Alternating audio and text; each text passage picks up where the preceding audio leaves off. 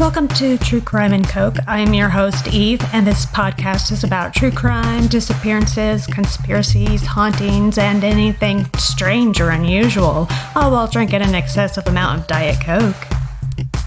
If you have a story to share, I would love to hear and feature it on a future episode. Just email me at truecrimeandcoke@gmail.com and put which category it is in the subject line. If you enjoy this podcast and want it to continue, please rate me 5 stars, tell your friends about me, and consider supporting me on Patreon under True Crime and Coke. Now that that's out of the way, let's begin.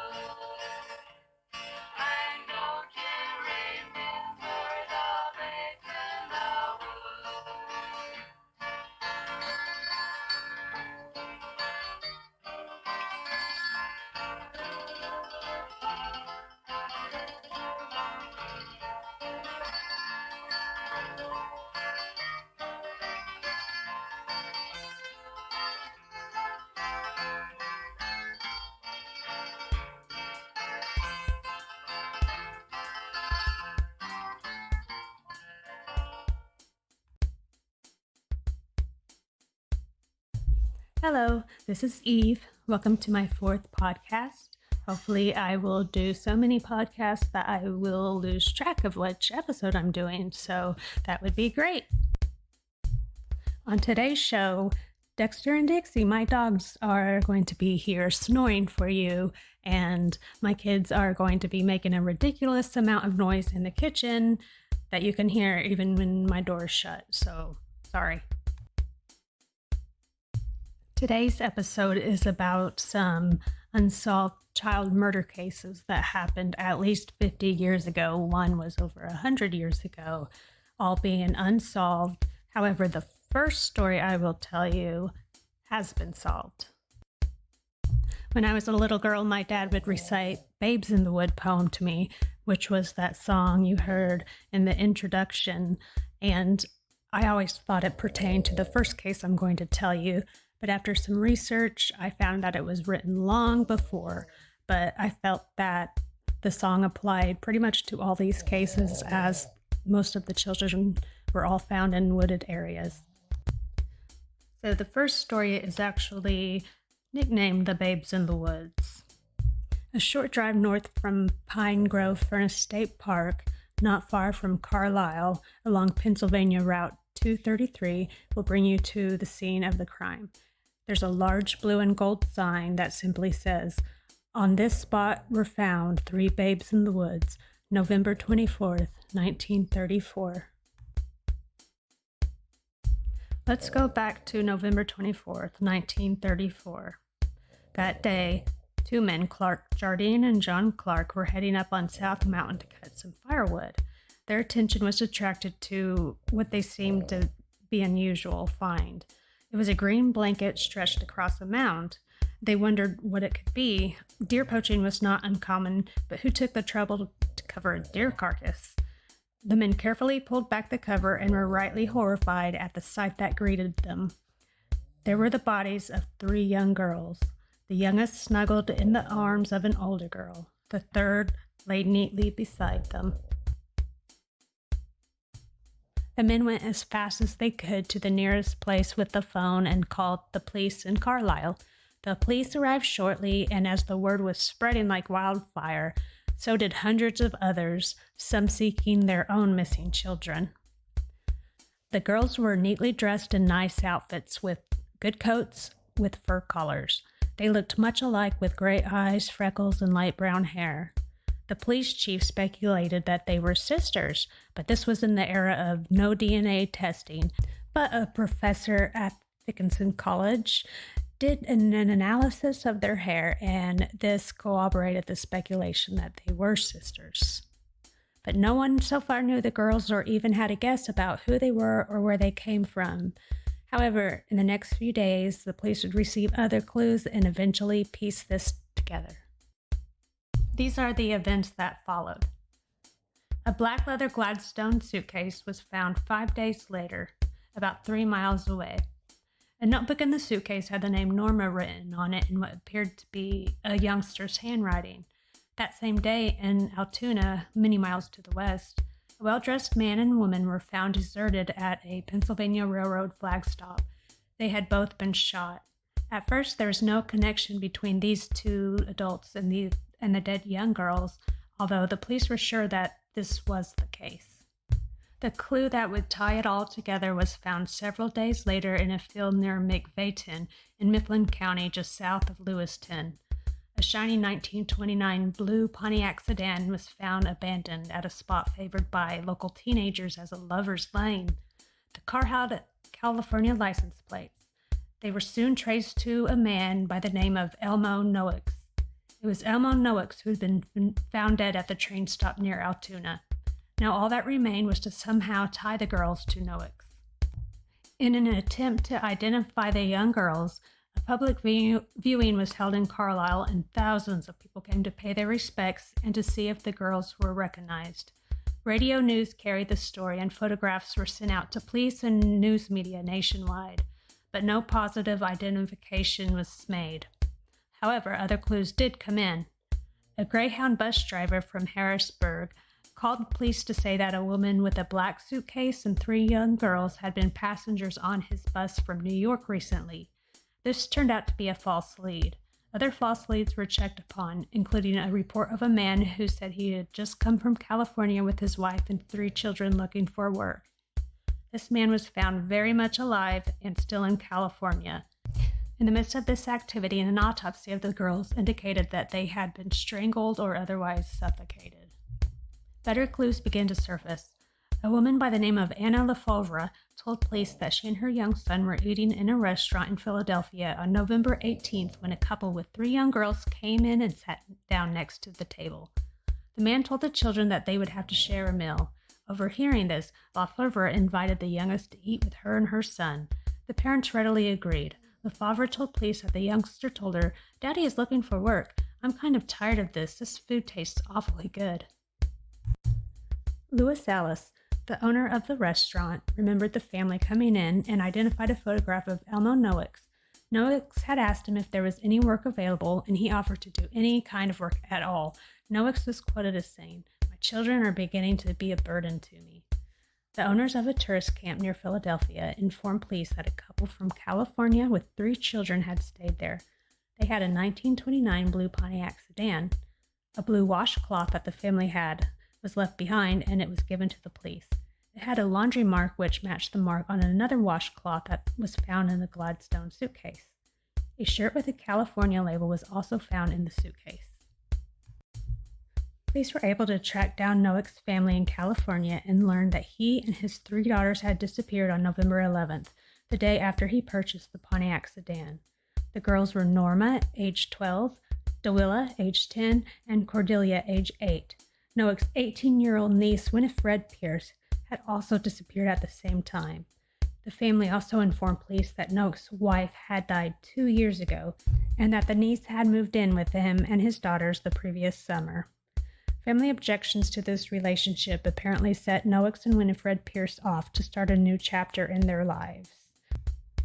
It is to be noted that the oldest daughter, Norma, was Noak's stepdaughter, and the other two were his biological children, and Norma was their half-sister.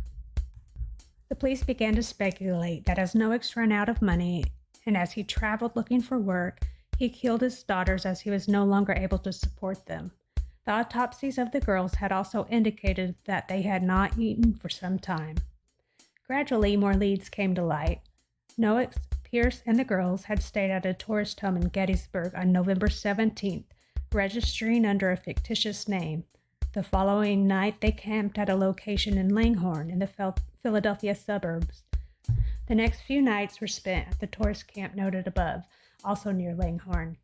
Leaving there and heading west again, police speculate that this was when Noakes decided to kill his daughter, leaving them in the woods of Cumberland County, as he and Winifred Pierce drove on westward until their car ran out of gas at McVayton. A truck driver reported picking up a man and a young woman hitchhiking near Huntingdon. He took them as far as Altoona, where the couple checked into a boarding house using yet another fictitious name. On November 23rd, Winifred Pierce sold her coat at a pawn shop in Altoona. Noakes purchased a rifle for $2.85, and it was that rifle that ended the lives of Elmo Noakes and his young niece.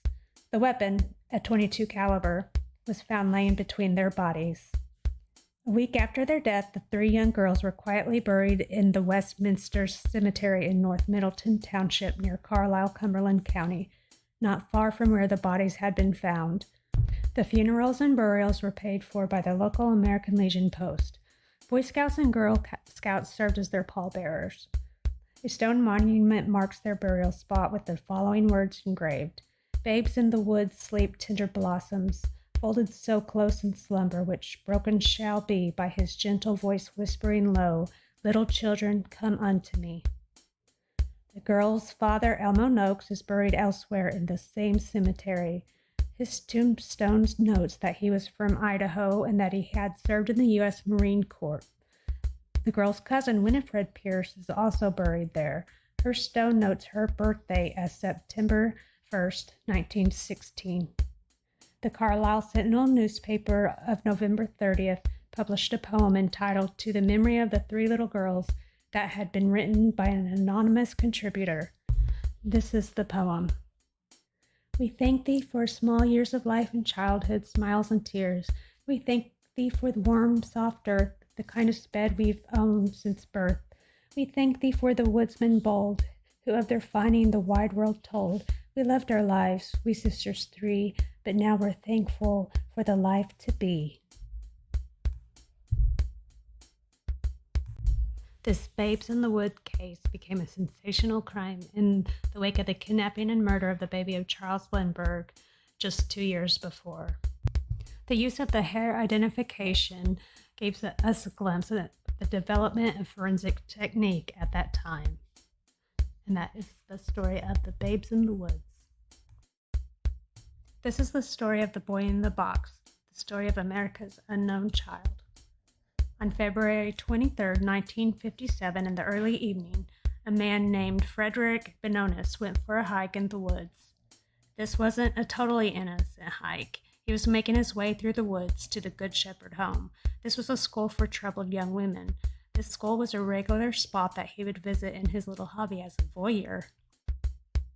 While Benonis was on his way to his peeping spot in the woods, he came across a cardboard box. He was curious, and he took a peek inside. Chillingly, the box had been used as a makeshift coffin, and inside lay the corpse of a small child. Frederick Benonis didn't report the discovery immediately. He knew he would have to explain why he was in the woods, and so due to the embarrassment and fear of what the police may do, he just drove away. The day after, he confessed to a priest. The priest encouraged him to do the right thing and inform the police. The next day, Benonus did just that. The police were told to tell about how he was chasing a rabbit through the woods when he made the discovery. The police visited the area Frederick had told them that the box was located.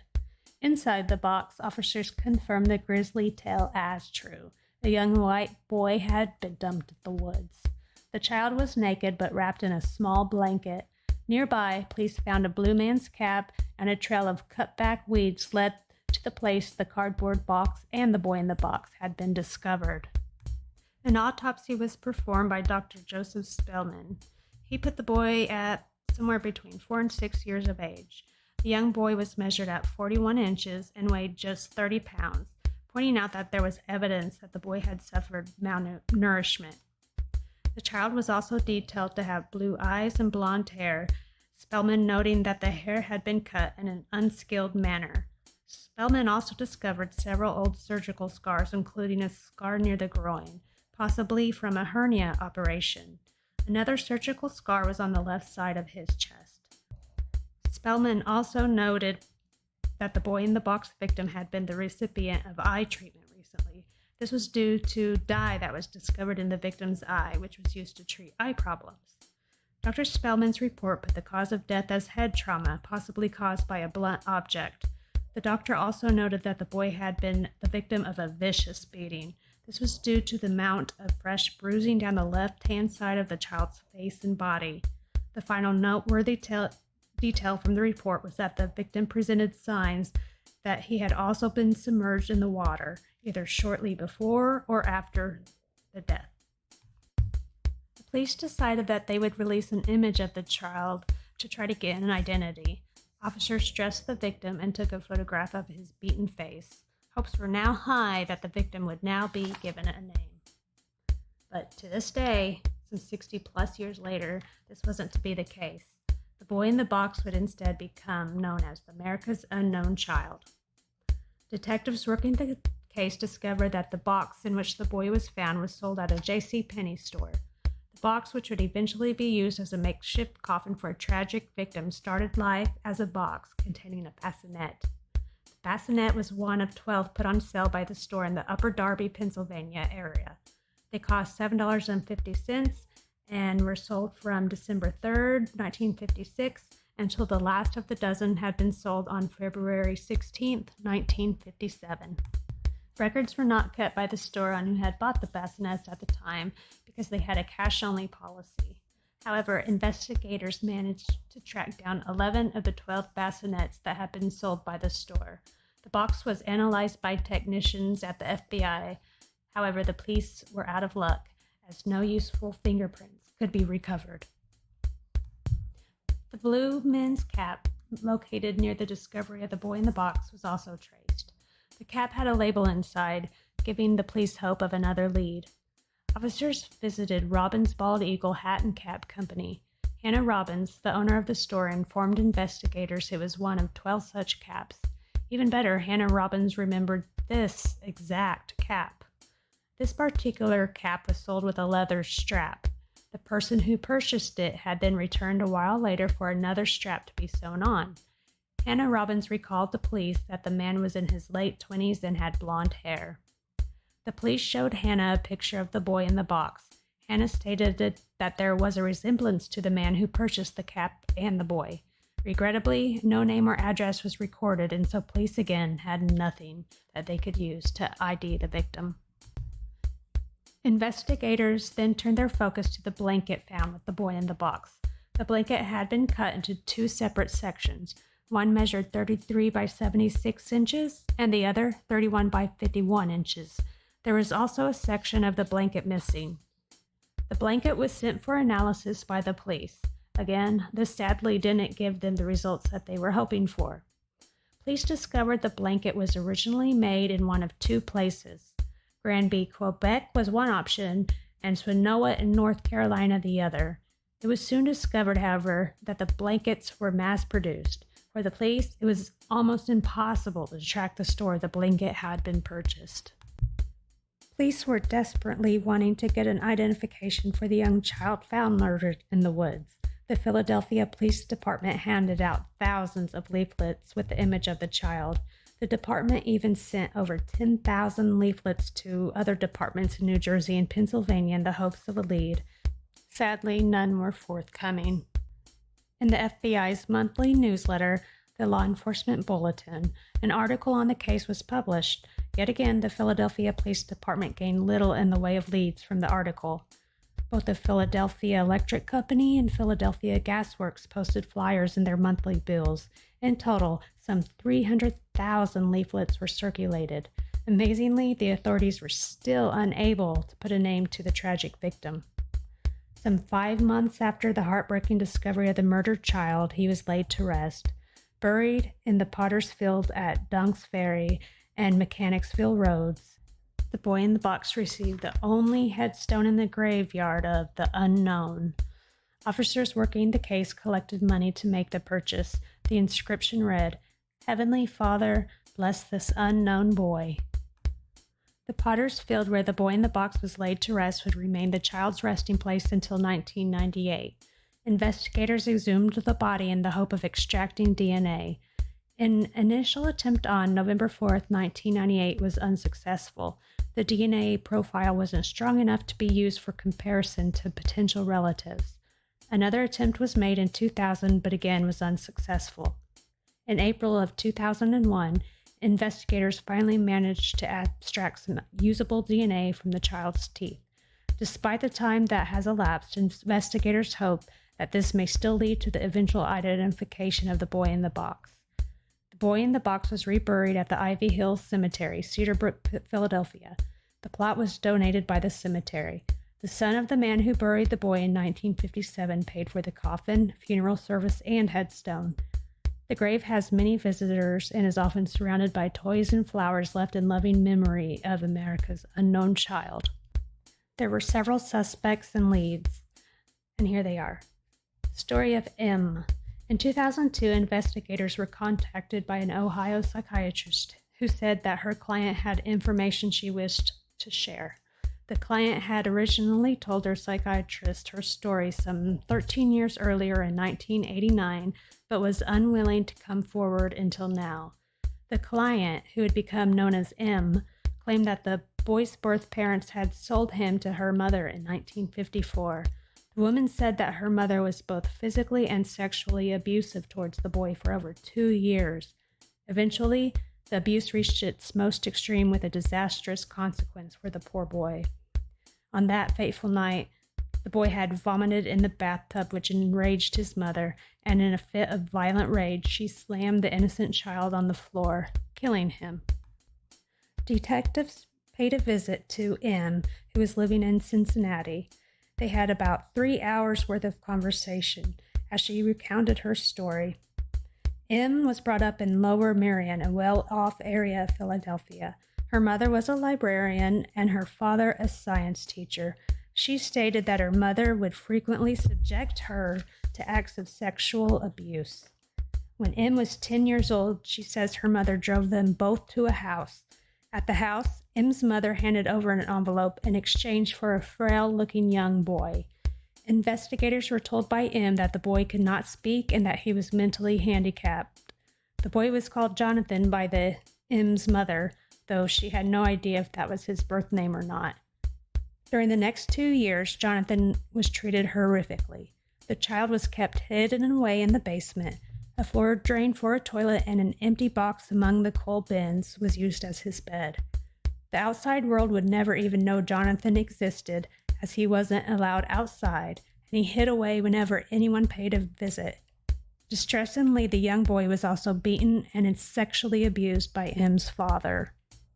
On the night of the appalling murder, M recalled how her mother had cut the boy's hair in an attempt to hide his identity.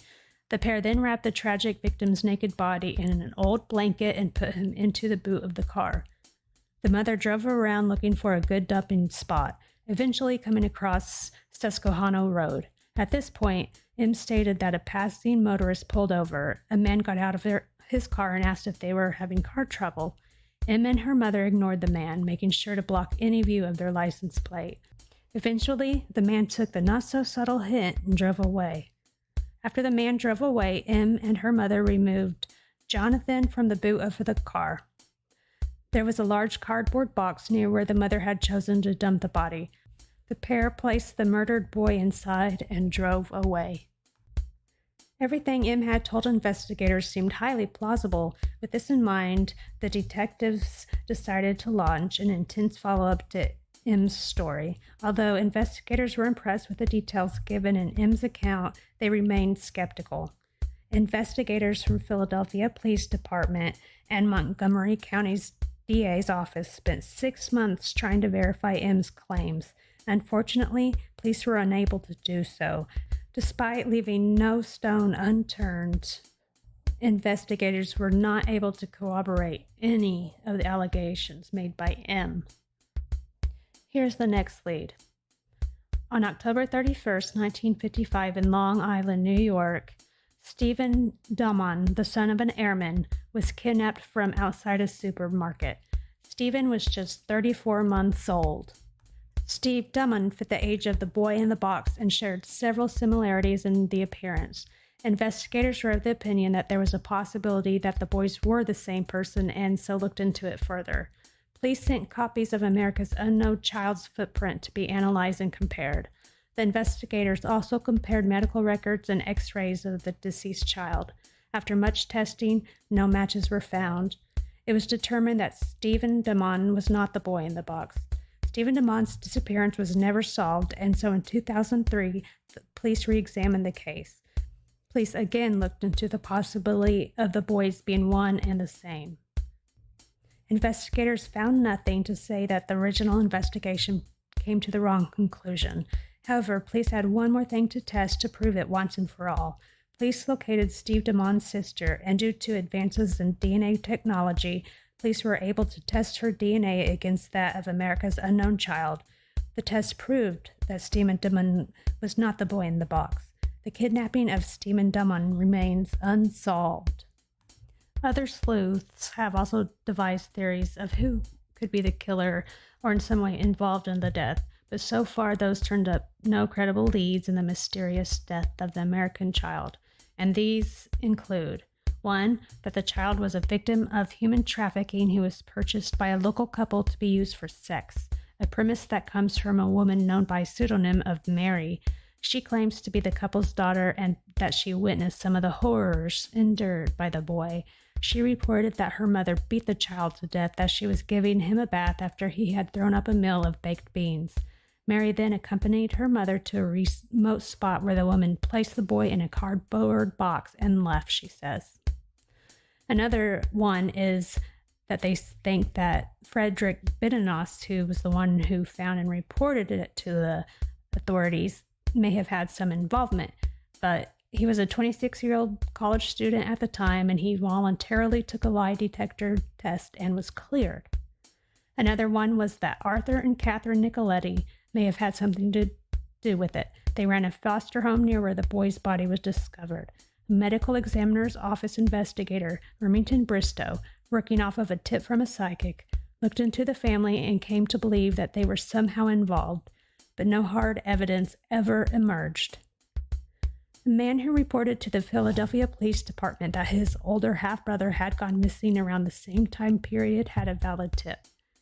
He said his sibling's disappearance was a long-time family secret and that a hypothetical bust of the boy in the box's father, created by forensic sculptor Frank Bender, looked like his own father, now dead. No connection was ever made. One apparently newer line of investigation appears underway in the hunt. Amateur genealogy expert Barbara Ray Venter, who helped crack the Golden State Killer case using DNA and genetic research, confirmed to the Mercury News in August 2018 that she is working on the boy in the box case. If alive today, the boy in the box would be approximately 68 years old. This next case is from 1935 in Middlebury, Vermont. Wednesday, May 15th, 1935, Mary Daig and her 18-year-old daughter, Inez Perry, went on an afternoon walk in the woods in the search of some flowers. They were on an old logging road a little more than 4 miles outside of Middlebury. On the way back, a white rock caught Inez Perry's eye, and without much thought, she gave it a kick. But the rock did not roll and tumble across the ground as expected. Instead, it turned to reveal that it was not a rock at all, but rather a skull. Dun, dun, dun. By nightfall, Middlebury Sheriff Ralph Sweet and Addison County State's Attorney John Conley, along with several residents, uncovered the skeletal remains of a mother and her 2 children.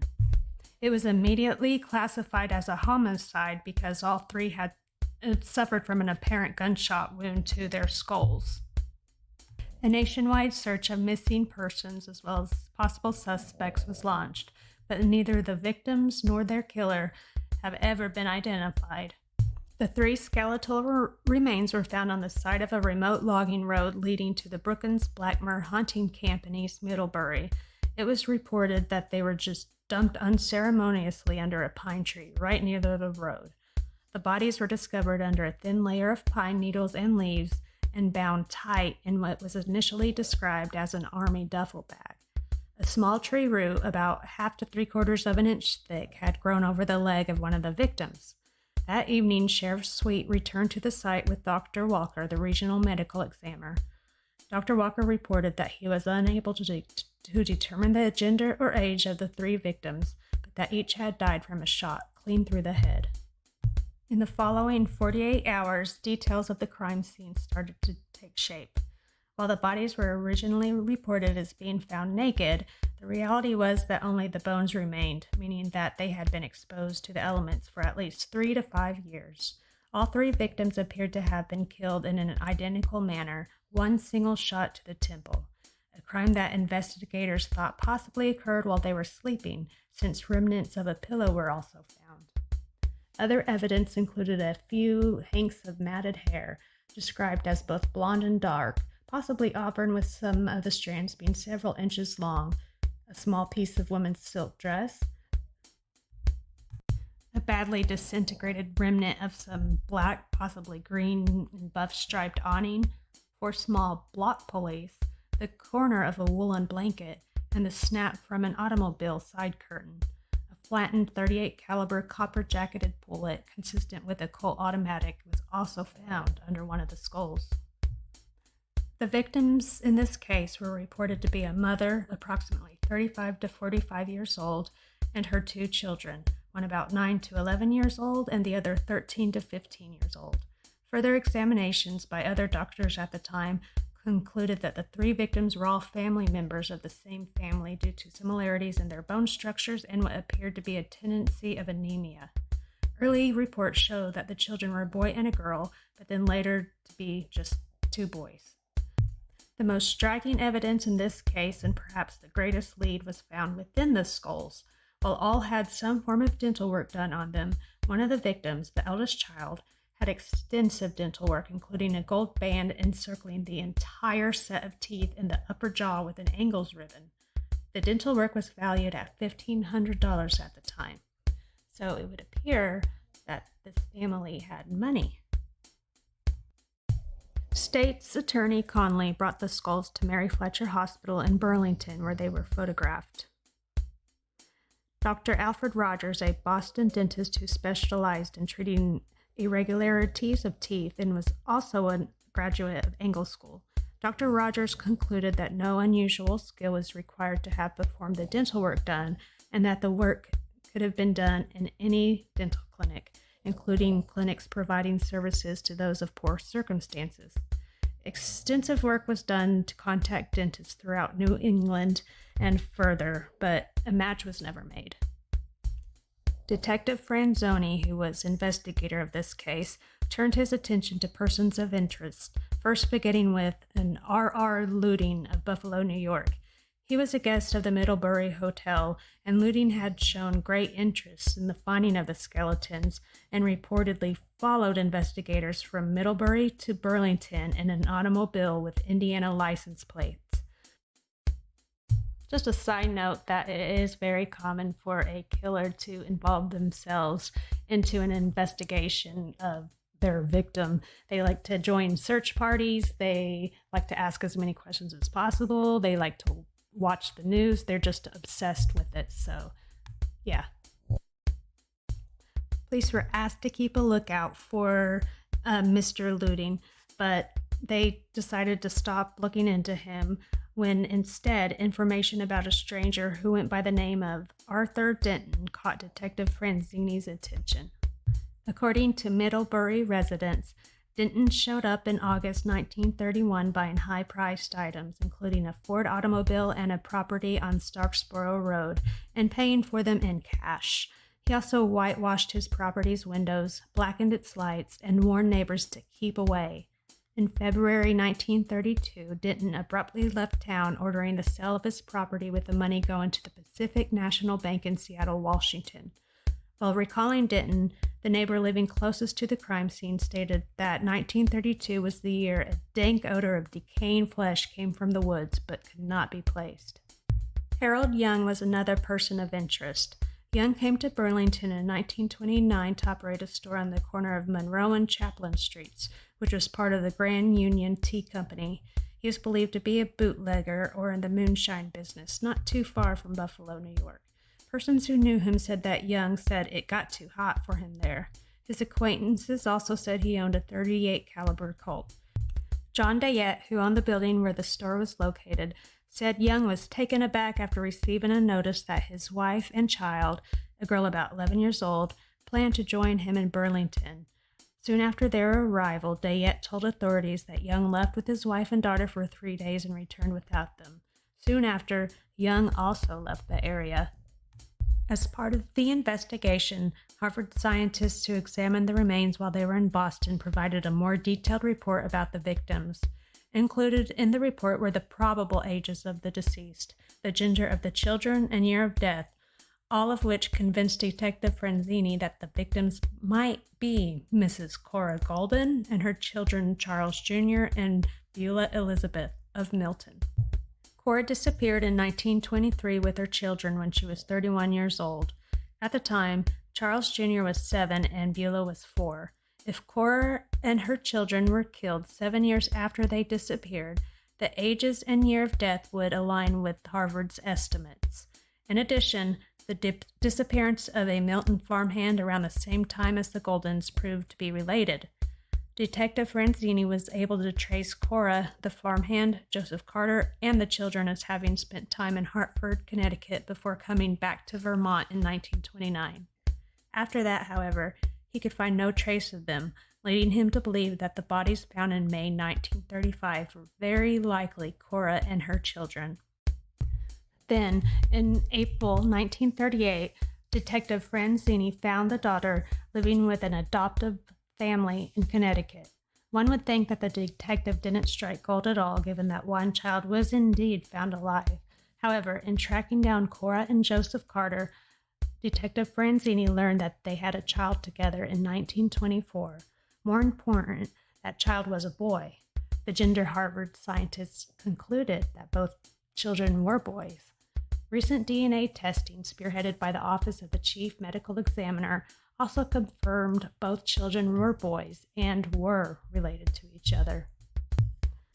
For decades, it was believed that Cora and her 2 boys were the likely victims. However, State Archivist Tanya Marshall recently found archival records that prove otherwise. Cora Golden and Joseph Carter, perhaps taking advantage of Carter's French roots, used the pseudonyms Cora LaFlash and Thomas Charest in Vermont vital records relating to their marriage and birth of their son Francis.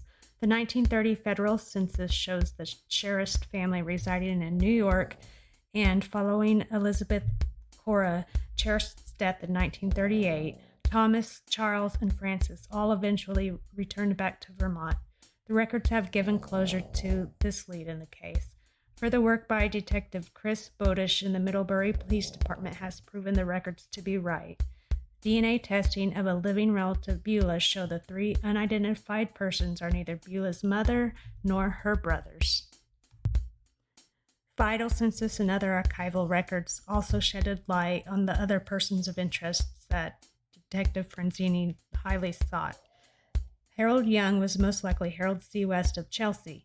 In 1929, the local newspaper in Fulton, New York, reported that West, having been the manager at the Grand Union Tea Company in Burlington, Vermont, was now the manager of Oneida Creamery in Fulton. The 1930 census lists West in Fulton as a retail grocer living with his wife Clara. Look a little deeper, and it is a Harold C. West, not Harold Young, who appears in the 1928 Burlington City Directory as the manager of the Grand Union Tea Company. It's been 80 years since this case happened. The mother and her two sons have been laid to rest in Middlebury Cemetery, and their grave reads, "Three souls known only to God."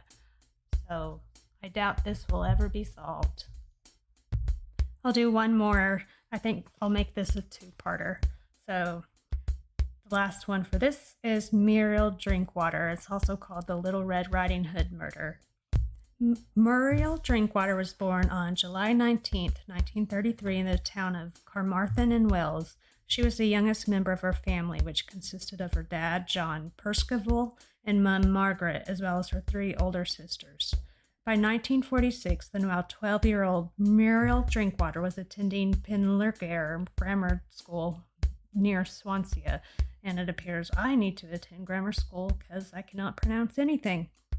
Muriel was also a member of the Girls' Guides and was known as her friends as Little Nightingale due to her love for singing. On the afternoon of June 27, 1946, Muriel Drinkwater made her way home from school. It was no different from any day. She jumped on the bus home from grammar school. At around 2:30 p.m., Muriel arrived at her stop and got off the school bus, singing as she went. The stop was about a mile from her Tildew farm home. To get there, she would need to take a walk along a path through the woods, and this was something that she did every day. Muriel's mother, Margaret, happened to be in the kitchen of her home when the bus reached the stop. She saw Muriel step off the bus through the window, and they exchanged a wave as Muriel set off on her way home through the woods. When Muriel failed to return home a short while after, her mother started to get worried. Margaret went to look for her. Firstly, she walked along the path through the woods, calling her daughter's name, but Muriel didn't reply. She then looked in the local village, but Muriel was nowhere to be found. Now even more worried and anxious, Margaret contacted the police. An organized search party was quickly formed, and a search began for the 12-year-old girl. It was now late, so visibility was poor, and it made the search extremely difficult. The search continued into the next day, but unfortunately, this would be when the parents' worst nightmare became a saddening reality. At around 4:30 p.m., the dead body of Muriel Drinkwater was discovered in the woods by PC David George Lloyd, not far from her home. Muriel had been beaten around the head and shot twice in the chest. She had also been raped. Several marks were visible on Muriel's head. These were believed to be caused by the butt of a gun, but officers also believed there was a second weapon used in the murder. The murder weapon was discovered in some nearby undergrowth. The gun was a Colt .45, which would have originally been issued during the First World War. Of note was the grips on the gun. They had been modified with perspex. Police began a search of the area for a second murder weapon. The 169th Bomb Disposal Unit was called in to help. Despite a thorough search of the area and the aid of metal detectors, no other weapons were found. Several items that were discovered in the woods, including cigarettes and sweet wrappers, led police to ponder on the possible theory. Had the killer planned the murder and been patiently waiting for his victim? Another question was why no one had heard any of the gunshots that killed Muriel. It had been reported that Muriel could be heard through the trees singing as she made her way into the woods, yet no one heard any gunshots. The investigation into the murder of Muriel saw officers interview over 20,000 men from the surrounding areas. They knocked on every door within 150 square miles of the murder scene. They received no leads that would help them find Muriel Drinkwater's killer. Muriel's funeral took place on July 2nd, 1946. Over 3,000 mourners, many of them children, came to pay their respects at the service held at St. David's Church in Penlurgare. And Just saying Muriel, I promise. Saying it over and over is kind of hard. So Muriel. It really is kind of hard. Anyway, Herbert Hoyles was the last person to see Muriel alive. It was discovered that during her walk home, Herbert, a 13-year-old neighbor, passed Muriel in the woods. Herbert, who had purchased some eggs from the farm, said he didn't see anything unusual when he passed Muriel or on the rest of his journey. He did, however, tell police about an encounter he had in the weeks prior to Muriel's murder. Herbert Hoyles told police that he had seen a stern-looking man not far from the location where Muriel was found. He was described as having a local accent, being in his 30s, and had thick, fluffy hair. Despite a search for the individual, he could not be traced. Although there was no evidence with which to mistrust him, suspicion fell on Herbert Hoyles within the community. The murder of Muriel Drinkwater and the doubts of his involvement would haunt Herbert Hoyle for decades. Thankfully, in later years, DNA was able to exonerate Herbert Hoyles as a suspect, proving his innocence to those who doubted him and giving him some peace in his later years. The hunt for Muriel Drinkwater's killer soon turned cold and would remain that way for decades. Over the years, links have been made between the murder of Muriel Drinkwater and that of an 11-year-old girl, Sheila Martin. Sheila was also found murdered in Woodland, half a mile from her home, just 2 weeks after Muriel's murder.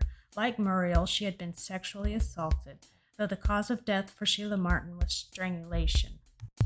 However, the location of Sheila's murder was about 250 miles away, so this made them doubt their link.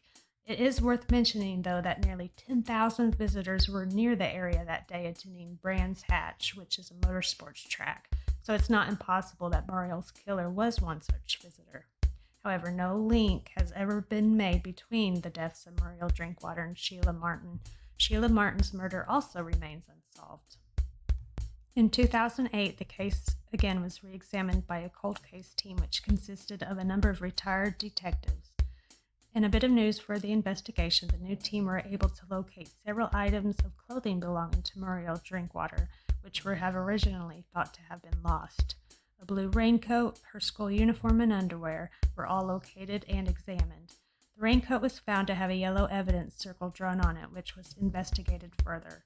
The evidence, which was no longer visible to the naked eye, was revealed to be a semen stain. A familial DNA sample was extracted and checked against the national database. Unfortunately, there were no matches on record.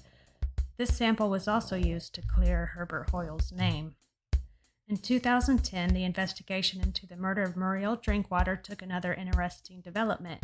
Police investigating the death of a young schoolgirl decided to close public access to the files relating to the murder. They believed this would help in their investigation. Also worthy of note is that Sheila Martin's files were also closed to the public. A convicted child killer named Harold Jones was also at one time a suspect, but DNA ruled him out.